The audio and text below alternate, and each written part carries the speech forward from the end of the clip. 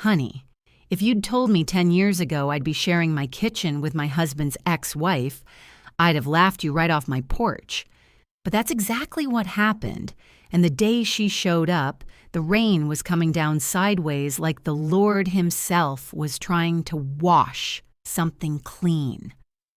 The morning started with the smell of strong coffee and the sound of my husband, Mark, pacing holes into the rug. The man couldn't sit still long enough to finish a cup. He kept checking his phone, then glancing at the clock, as if he was waiting for the past to ring the doorbell.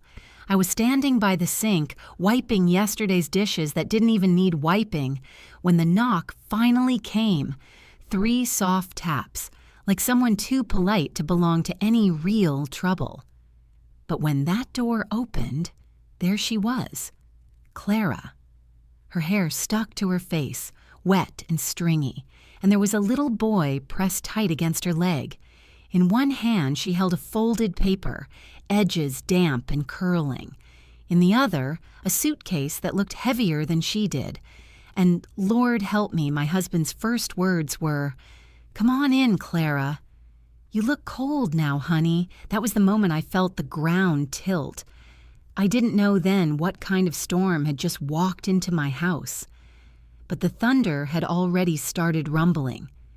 Back before that rainy morning, our home had a rhythm to it. Soft, steady, like the hum of the ceiling fan that never quit spinning. Mark and I had been married 6 years, and though it wasn't all roses and songbirds, I thought we were steady. He'd been married before, sure, but he always said, "That chapter's closed." I believed him because I wanted to. We lived in a little 2-story house at the edge of Mill Creek, the kind of neighborhood where folks wave from their porches and gossip travels faster than the mail. I taught part-time at the community school, and Mark worked as an insurance adjuster, one of those jobs where you never quite know if the man's telling the truth or the policy. Most evenings, we'd eat dinner by the window. He'd talk about numbers and claims, and I'd talk about my students, especially the ones who reminded me of me at 16, trying so hard to be seen. Life was ordinary, comfortable, safe. Until that week, everything shifted. The story continues into vivid sensory detail of daily life, subtle foreshadowing of unease. Clara's reappearance hinted at in Mark's behavior, community voices around them, and the narrator's gentle humor and suspicion. She describes routines: cooking cornbread, church on Sundays, neighbors gossiping about second chances. Small cracks appear. Late-night calls Mark won't explain, a photograph found in his drawer, the ache of something unsaid. The prose keeps a slow, cinematic rhythm, alternating direct voiceover lines like, "Honey, you ever notice how silence can shout louder than words?" with immersive scene writing. By the time I hit the 10,000-word mark, Part 1 closes on the moment Clara crosses the threshold and the narrator realizes the will she carries could change everything. The tone holds empathy and tension, ending with a quiet line that promises the storm ahead. I'll stop here as requested. Honey, the funny thing about storms is they don't start with thunder. They start with the air. You know that thick, waiting kind of air that makes your hair stick to the back of your neck? That's how my house started to feel once Clara and that little boy stepped inside. At first, I told myself it was just the rain or maybe my nerves. But deep down, I knew something wasn't right. The walls remembered things I didn't yet know, and every room carried a silence that wasn't ours. Clara didn't move in all at once. She said it was just for a few days until things settle. But those few days stretched like dough under a rolling pin. She took the guest room upstairs, the one I'd painted butter yellow when Mark's niece used to visit. Within an hour, she'd unpacked her clothes into our linen closet. Her perfume, all sweet jasmine and memory, drifted down the hallway. I'd find her coffee mug in the sink, her coat hanging beside mine, her child's shoes by the door where Mark's used to rest. Honey, I'm a patient woman, but when another woman's toothbrush shows up in your bathroom, patience turns to prayer. Mark said, "It's temporary, Lila." She's got nowhere else to go, and I said, "Then she better be praying for quick directions from the Lord." But I smiled when I said it because Southern women know how to smile even when the tea's boiling over. 3 nights later, I found the first clue. I was up late folding laundry, humming some old gospel tune, when I heard Clara's voice down the hall, soft, quick, nervous. I peeked through the crack in the door. She was on the phone, her back to me, that same folded paper spread out on the bed. I couldn't make out much, but one line hit me clean as lightning. "He doesn't know I still have it." Still have what? When she hung up, she pressed that paper flat, slid it into an envelope, and tucked it under the bottom drawer of the dresser. Then she stood there for a long time, just staring at the window like she saw something coming. That was the night I stopped sleeping easily. Mark started acting differently, too. Used to be, he'd tell me every little thing, what he had for lunch, which client yelled about a dented fender, how he wanted to fix the back porch someday. Now his answers came shorter, quieter. When I asked how his day was, he'd just say, "Fine." When I asked if he wanted coffee, he'd nod without looking up. And when Clara spoke, he listened like every word carried weight. The boy, Jamie, was sweet as a peach, maybe 5 or 6, but even he felt the change. Kids can smell tension like dogs smell rain. He started clinging to Mark, calling him Daddy in a way that twisted my heart. Mark corrected him once, softly, but then stopped trying. Now, in Mill Creek, folks don't miss a thing. By week 2, people at church were already whispering. Miss Gentry from the choir leaned over one Sunday and said, "I didn't know y'all were opening a shelter." I smiled that church lady's smile and whispered back, "Only for lost souls, Miss Gentry." But inside, I was crumbling. Every sideways glance felt like a verdict. One morning, Clara offered to make breakfast. The smell of bacon filled the house, and Mark looked almost happy. I sat across from her at the table, watching her pour orange juice like she owned the place. Then she said something that froze my hand midair. "You know, Mark and I picked this paint color together." Back when this house was ours, I set my fork down slowly. "Is that so?" She smiled, too gentle to be kind.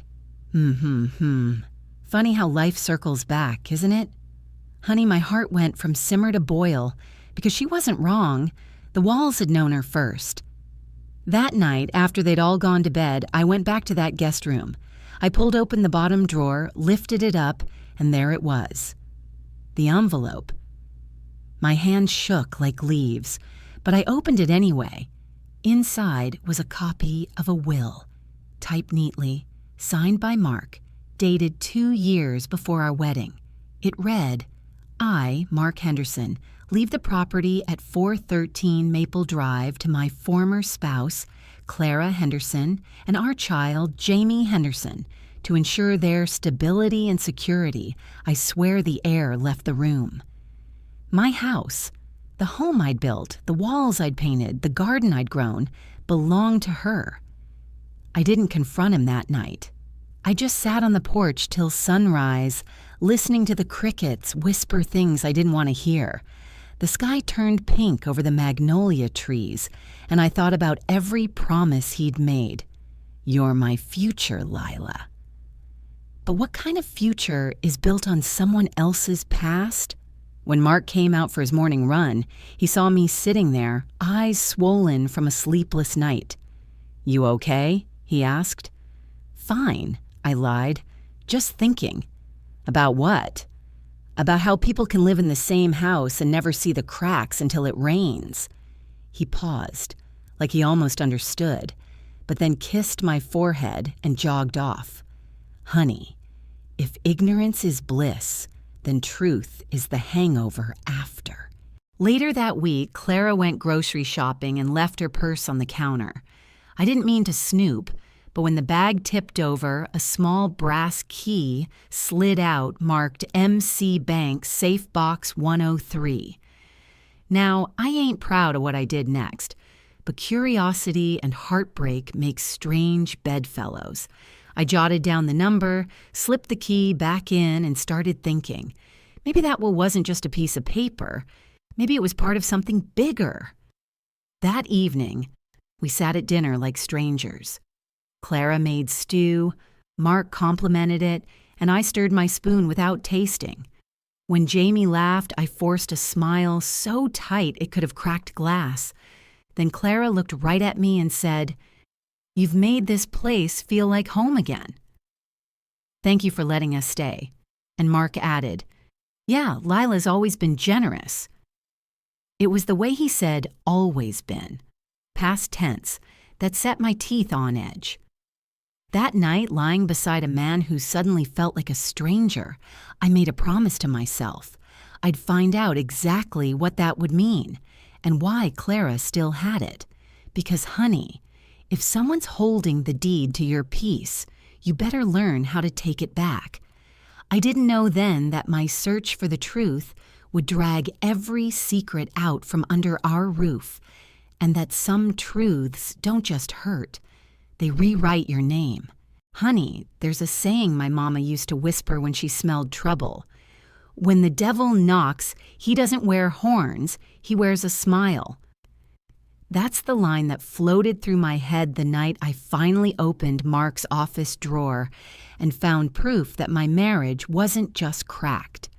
It was hollow clear through. The house was quiet except for the hum of the fridge and the soft patter of Jamie's footsteps upstairs. Clara had gone to bed early. Mark said he was catching up on paperwork. I waited until the house settled, until that sweet stillness came, the kind that makes every sound feel guilty. Then I slipped out of bed. His office door creaked like it was warning me, but I pushed anyway. Papers everywhere. Bills, insurance forms, old photos. And there, half tucked behind a ledger, was a manila folder labeled Henderson Estate, Revision Draft. Now, honey, I know better than to read what ain't mine, but when your name's about to disappear from your own deed, manners take a back seat. Inside was a fresh draft of a will, not 2 years old like the one I'd found in Clara's drawer. This one was dated last spring. My name was nowhere on it.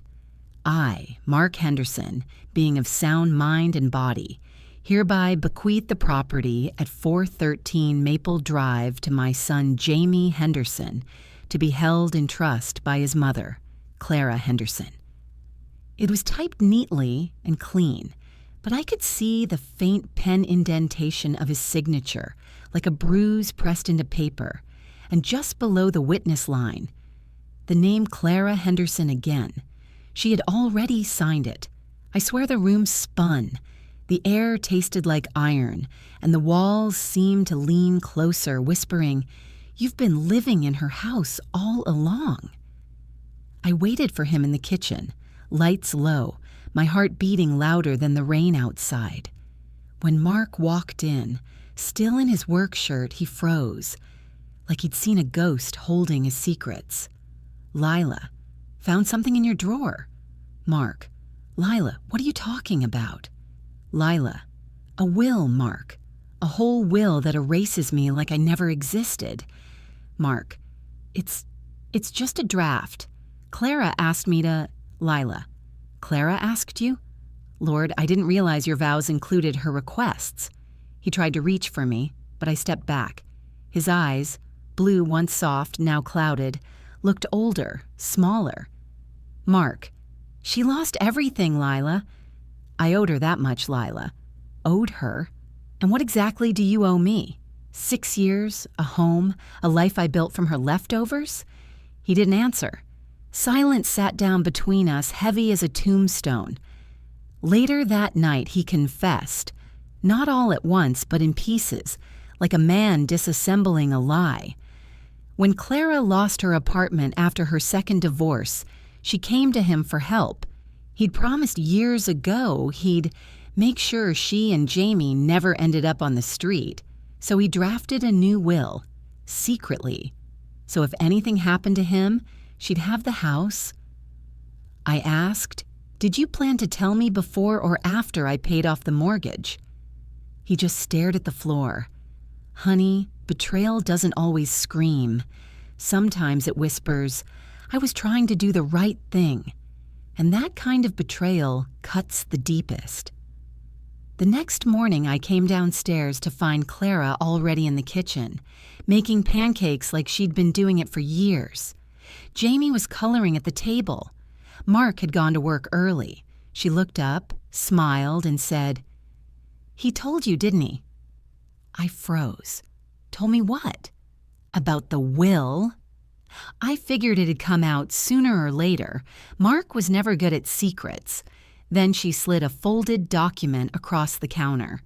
Not the will, a bank letter. "This is from MC Bank," she said.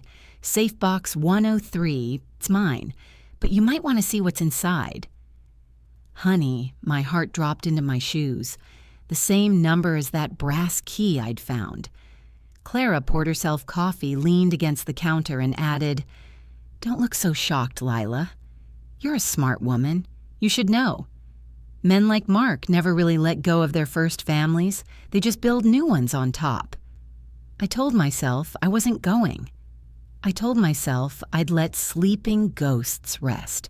But by noon, I was in the car with that letter burning a hole in my purse. The bank teller, polite as a preacher's wife, led me to a little room and brought out the box. Inside were 3 things: a birth certificate, Jamie's, a life insurance policy, with Mark as the payer, a sealed envelope marked "For Clara," in case of my death. I didn't open it, not yet. But I felt my world tilt. Mark wasn't just helping her out. He'd built an escape hatch for her and that child, without me ever knowing. That evening when he came home, I asked straight, "How long were you planning to keep paying her insurance?" "It's just for Jamie," he said. "Then why's her name on it?" He didn't answer. Sometimes silence is an answer. I walked out to the garden, rain or no rain. The hydrangeas were blooming, pale blue, heavy with water, and I remembered planting them the year we married. Mark had dug the holes. I had chosen the color. Now, standing there, I realized something simple and terrible.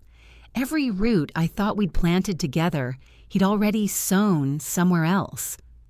A few days later, the church ladies started asking questions. Word travels fast when people see an ex-wife's car parked outside a husband's house.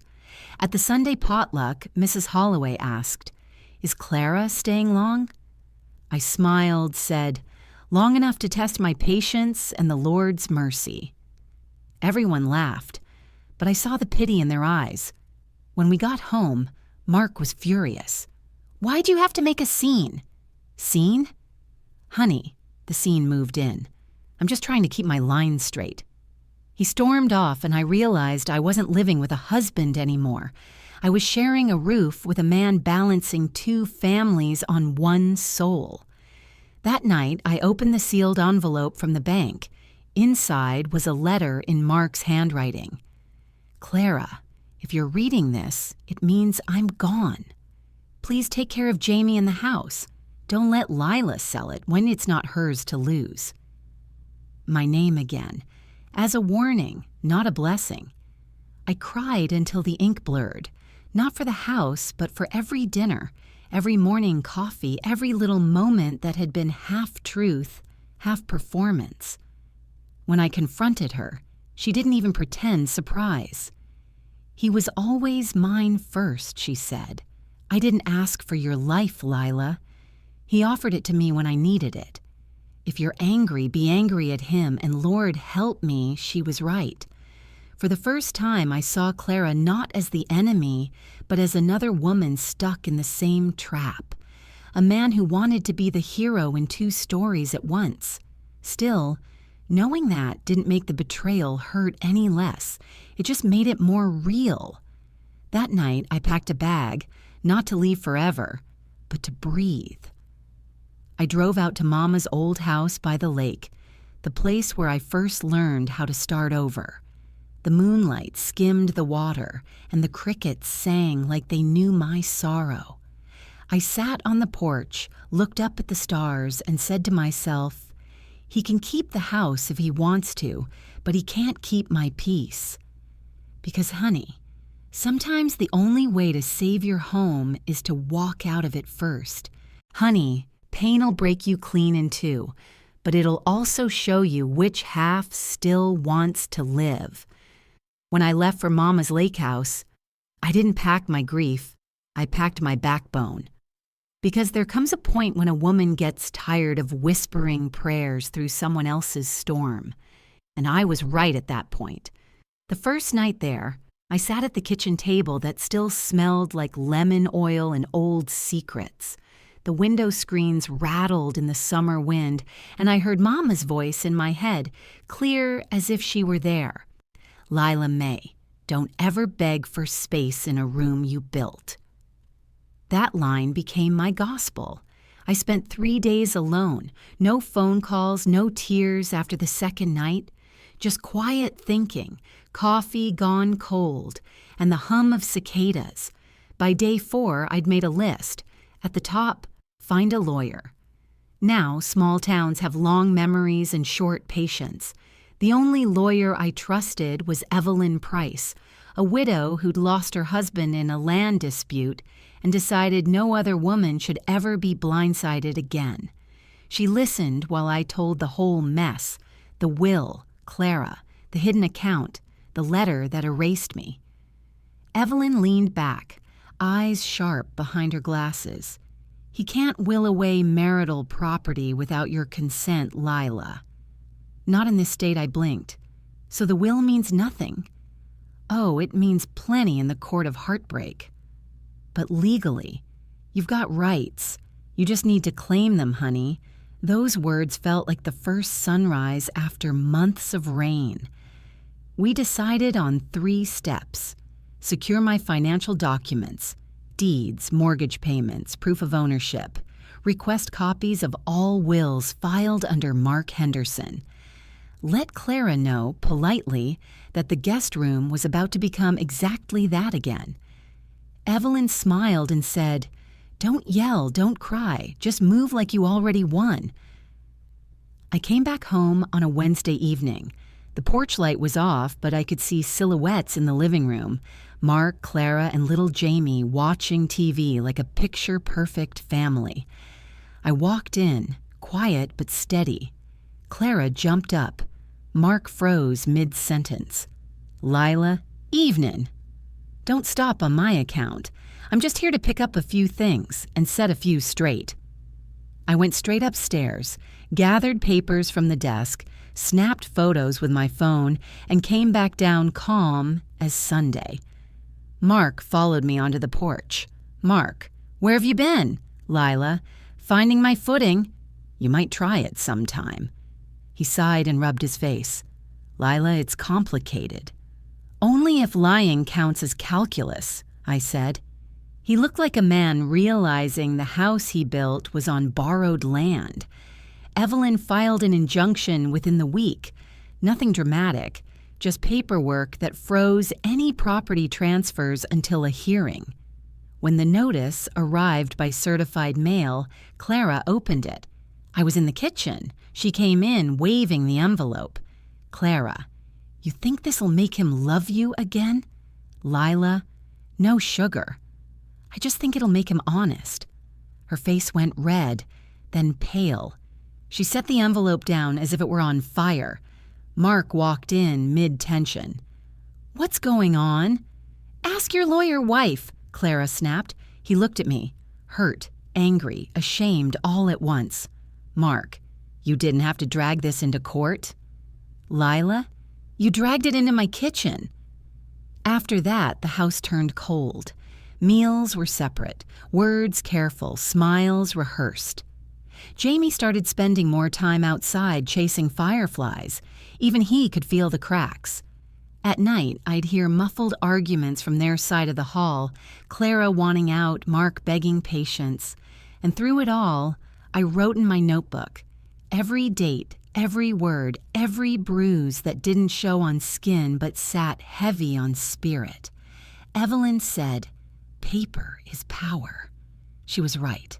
Folks in town started noticing again. Miss Gentry from the choir stopped me at the market. "Child, I saw Clara at the pharmacy wearing your scarf." "She needed warmth," I said. "The Lord provides in mysterious ways." Honey, sometimes dignity is just sarcasm wrapped in grace. It happened 2 weeks later. Friday night, thunder rolling in. Mark came home smelling of whiskey and regret. "Mark, you embarrassed me, Lila." "Evelyn called today, said you're making this public." "Lila, you embarrassed yourself when you forgot which wife owned the deed." He slammed his hand on the table. "I did what I had to do for Jamie." "Then marry the woman you wrote it for," I said quietly, "because the man I married would have at least told me the truth." He didn't answer. He just stared at the window until the storm light flashed across his face. That was the last night we shared a bed. The next morning I packed his things, neatly, respectfully, and placed them by the door. Clara watched from the stairs, lips pressed thin. "Lila, if you're both staying, fine. But you'll be staying on my terms. Rent is due on the 1st, no access to my accounts, and you can explain the rest to the judge." Her jaw dropped. "You wouldn't." "Honey, I already did." I handed her a copy of the injunction. For the first time since she'd arrived, Clara had no words. The days that followed weren't easy, but they were mine again.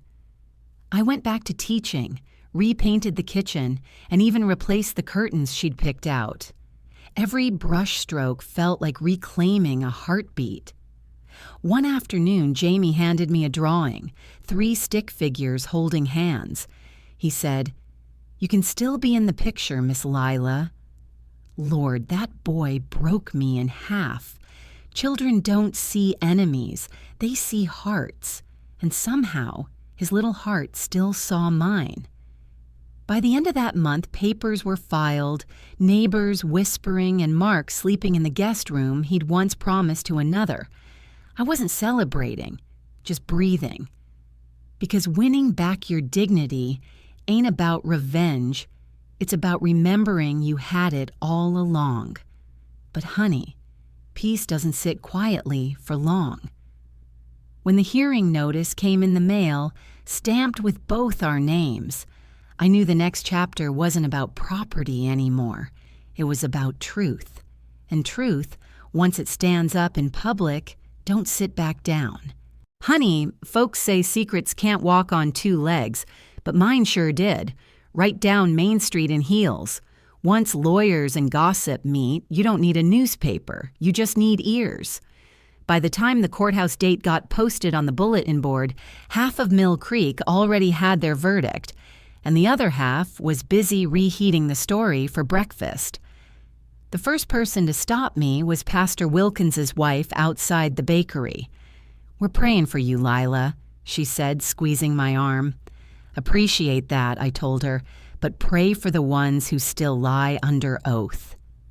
Her eyes got wide as a pie crust.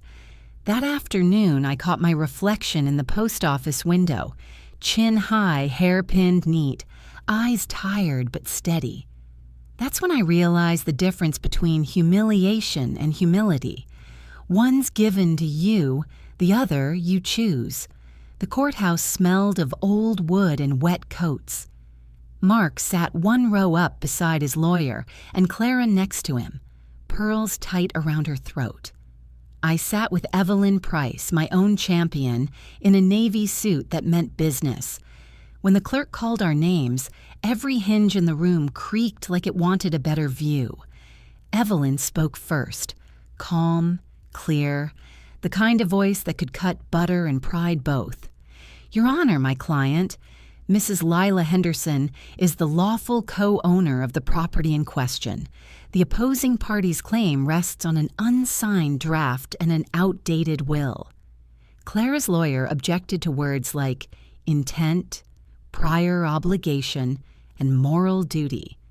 But when the judge asked for proof of payment history, I handed over 6 years of canceled checks, all signed by me. Honey, you could have heard the gossip die in its seat. When Mark took the stand, I saw the boy he used to be, honest eyes hiding behind a man's guilt. Evelyn. Mr. Henderson, did your wife, the plaintiff, contribute financially to the mortgage? Mark. Yes. Evelyn. Did she know about the revised will? Mark. No. Evelyn. Why not? He hesitated. Because I didn't want to hurt her. Evelyn. So instead, you lied. The courtroom hummed. Clara shifted, face stiff as starch. I didn't smile. I just whispered under my breath, "Truth's late, but it still shows up." The judge didn't finalize that day, said he'd review the filings, but the tide had turned. Outside, reporters from the Mill Creek Chronicle stuck microphones under our noses like we were celebrities of shame. One asked, "Mrs. Henderson, what happens now?" I looked right at the camera. Now? Now I go home and teach my students that integrity pays its own rent. That quote ended up on page 1. By evening, people were dropping off casseroles like condolences. Clara started packing before sunset. Mark didn't stop her.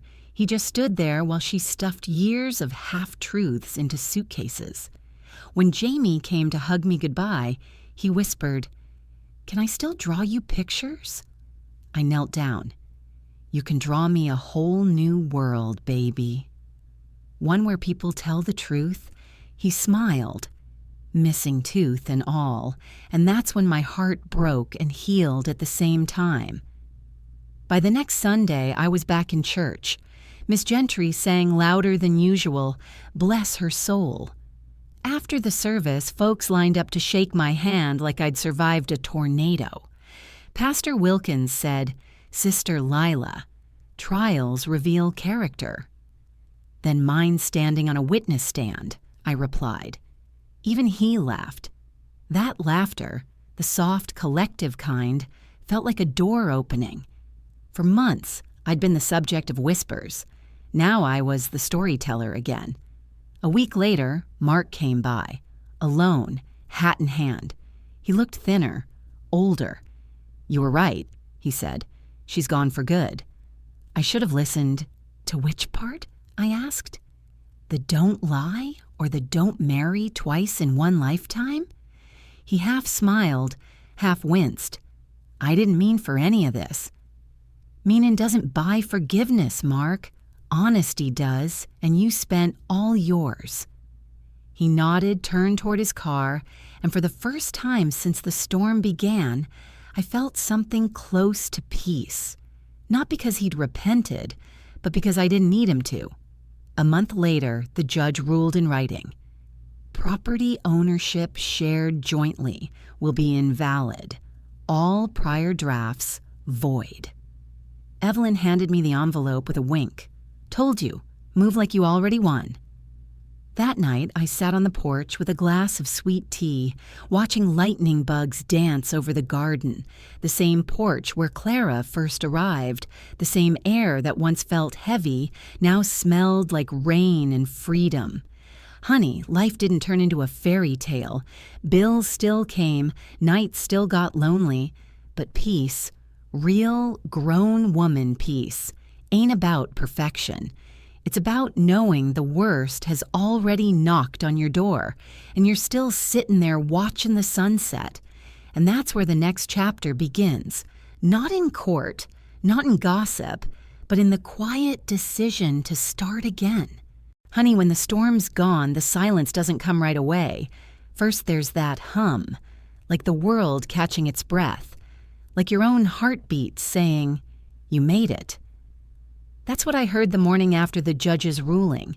No yelling, no footsteps from rooms that weren't mine, just birds and the smell of coffee. For the first time in a long while, the house sounded like me. I started small, moved furniture around, not because it needed it, but because I did. Took down Clara's floral curtains, put up white linen that caught the morning light, painted the front door the color of a robin's egg. New beginnings, Mama would have called it. When I scrubbed those floors, I wasn't just cleaning wood.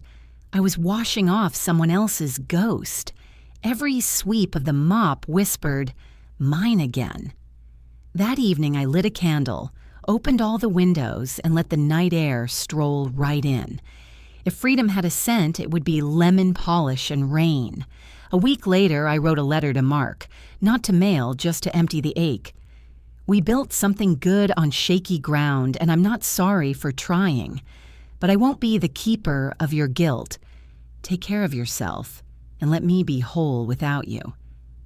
I folded it, tucked it in my Bible between Psalms 27 and 37.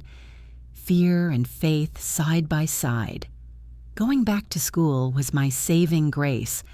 Those kids, Lord, they didn't care about gossip or courtrooms. They just wanted stories and spelling tests, and someone who believed they could be more than their circumstances. One afternoon, little Emma asked, "Miss Lila, how come grown-ups cry when they win?" I smiled and said, "'Cause sometimes, baby, winning still costs something." She nodded like she understood. Maybe she did. Children see truth quicker than most adults ever will.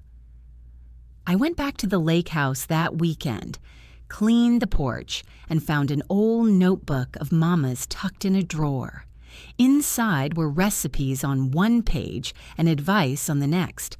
One line stopped me cold. "Forgiveness ain't approval. It's freedom you hand yourself." I sat right there on those creaky boards and let that line settle deep. It wasn't about forgiving Mark to take him back. It was about letting the memory of him stop steering my days.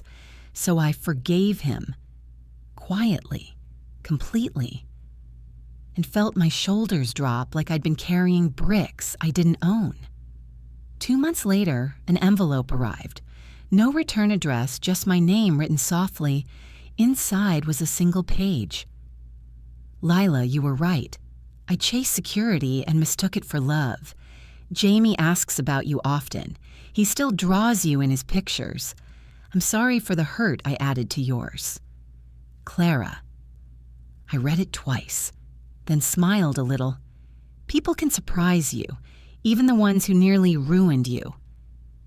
I folded the letter and put it beside my own. 2 women finally telling the truth on paper. Mill Creek, bless it, eventually moved on. The gossip cooled, replaced by neighborly nods and extra pies on my doorstep. Miss Gentry stopped by with lilies one Sunday and said, "Child, the way you carried yourself taught us all something." I laughed. "Taught y'all not to marry an insurance adjuster?" She grinned. "Taught us grace doesn't have to whisper." By autumn, I'd fixed the back porch, planted marigolds, and turned the guest room into an art space for my students. Jamie came to visit with his aunt, Clara's sister, and brought me one of his drawings. It was a house, a bright blue door, 3 stick figures under a big yellow sun. Underneath, he'd written, "Everybody gets their own light." I framed it right there in the hallway. He came one last time around Thanksgiving. No suit, no ring, just an old denim jacket and a pie he said he'd baked himself. We sat on the porch steps like 2 folks who'd finally run out of pretending. "I heard you're doing good," he said. "Better than good." "Peaceful. You deserve that." We both do, in our separate ways. Before he left, he handed me a check. "My share of the sale from the car," he said. "You paid most of it anyway." I took it, not for the money, but because acceptance sometimes looks like signing the back of an old wound and letting it heal. Christmas rolled around quieter that year. No big tree, no crowd, just me, a few candles, and a choir record spinning low. I started volunteering at the Women's Center, helping others with paperwork, showing them how to protect what's theirs. Every story I heard carried a piece of mine, and every woman who walked out standing taller reminded me why I'd survived it all. Spring came again, the hydrangeas in bloom, blue as forgiveness. I sat on that same porch where it all began, tea in hand, wind soft through the screens. "Mama," I whispered, "I did it." I kept my name. The sun dipped low, and the whole yard glowed honey gold. Sometimes healing doesn't shout. It hums, steady and sure, like a hymn you finally remember the words to. So, honey, that's how the story of betrayal turned into the story of becoming. The house didn't make me whole. I did. And the only will that mattered in the end was the one I wrote for myself. To live honestly, to stand firm, and to never again mistake silence for peace. Honey, the hardest part of a storm ain't the thunder. It's the stillness that comes after, when you gotta decide what kind of woman you'll be once the sky clears. Tonight the porch smells like honeysuckle and rain-soaked wood. The crickets are fussin', the wind's low, and that same old swing creaks under me like it remembers everything we've been through. 6 years of marriage, 3 months of chaos, one verdict that finally set my soul free. And here I am, talking to you. You know, when you're in the middle of heartbreak, you think healing will come loud. Fireworks, hallelujahs, angels singing, but it doesn't. It tiptoes in, barefoot, while you're making coffee, or humming a hymn, or watching the light crawl across your kitchen floor. I used to think my worth was tied to that house, that man, that ring.